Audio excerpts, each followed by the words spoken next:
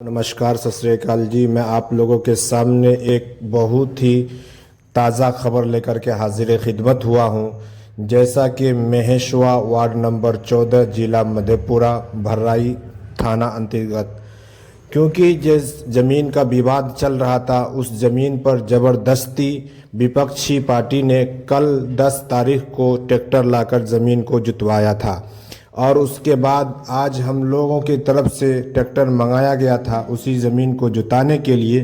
तो उस विपक्षी पार्टी ने फुल तैयारी कर रखा था। 15 से 20 आदमी के साथ उन लोगों ने मारपीट किया, जिसमें मोहम्मद ईसा ने, देखिए, इस मासूम सी बच्ची को सर को फाड़ दिया है। इसको हत्या करने की साजिश में उसे पकड़ कर ले गया था, घर से उठा ले गया था।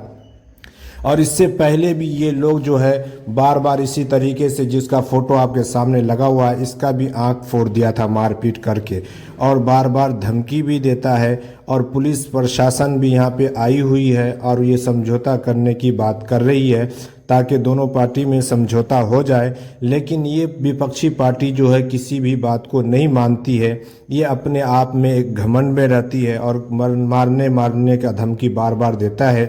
अगर रोड से निकले तब भी सामने में आकर के गाली गलौज, गंदी गंदी गालियां देना शुरू कर देता है, जिससे आदमी जो है भड़क जाए। उसी तरीके का इसकी माँ बहन सब मिल करके गाली गलौज करना शुरू करती है। एक 2 से 2.5 साल की बच्ची है जिसका इन लोगों ने सर फाड़ दिया है, जो अभी हॉस्पिटल में भर्ती है, जिसका 5 से 7 टाका लगा हुआ है। और ये जो है मोहम्मद ईसा और मोहम्मद दाऊद, मोहम्मद मुस्तफ़ा और मोतीन कलीमुद्दीन, इन सब लोगों ने अपने आप में बहुत एक बाहुबली टाइप का समझता है और बार बार धमकी देता है कि पुलिस प्रशासन कोर्ट कचहरी हमारा क्या बिगाड़ लेगा।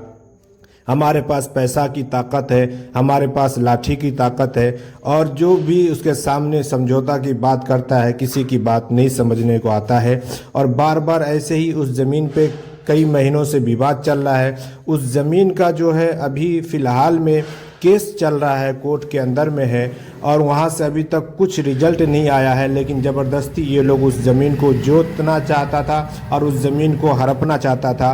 और ये जो जिस ज़मीन पर केस हो रखा है उसी ज़मीन पर इन लोगों ने ज़बरदस्ती अपना मकान भी बनाया है और उसी मकान में इन लोग जो है CCTV कैमरा लगा करके सबकी निगरानी करता है और हथियार वगैरह भी उस कमरे में रखता है। और हमेशा लोगों को कहता है तुम्हें मार देंगे, मरवा देंगे, बदमाशों का धमकी देता है।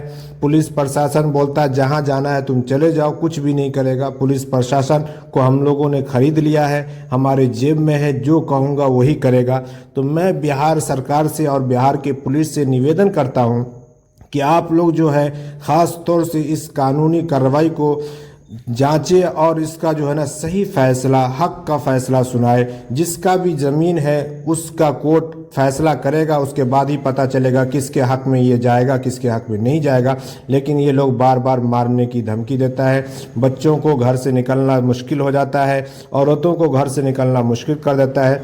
अभी कई पेशेंट है जो हमारे तरफ से 3-4 पेशेंट है जो अभी मधेपुरा सदर हॉस्पिटल में भर्ती है, एडमिट है, उसका वहाँ इलाज चल रहा है। और पुलिस प्रशासन के सामने इन लोगों ने किसी बात को मानने से बिल्कुल इनकार कर गया। गांव समाज सब जो है उसी का साथ देने में लगा हुआ है, क्योंकि हर आदमी झूठे लोगों का साथ देना चाहता है, हक के साथ कोई खड़ा होना नहीं चाहता है। इसीलिए मैं पुलिस की प्रशासन की गाड़ी आपके सामने दिखाई भी दे रही होगी और बहुत सारे लोग यहाँ पे मौजूद हैं, लेकिन किसी की भी बात कोई नहीं मानता है। और ये लोग अवैध रूप से ज़मीन को कब्जाना चाहता है, हथियाना चाहता है।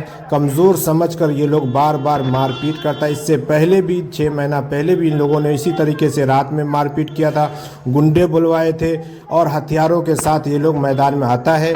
इनके पास पता नहीं कहाँ कहाँ से हथियार आ जाता है, जिसका कोई लाइसेंस नहीं होता इनके पास, ना कुछ होता है। और धारदार हथियार से, लोहा से, रड से, दबिया से और बहुत सारे पता नहीं कैसे कैसे हथियार ये लोग इस्तेमाल करता है। आप लोगों के सामने वीडियो चल भी रहा है, आप लोग देख भी रहे हैं।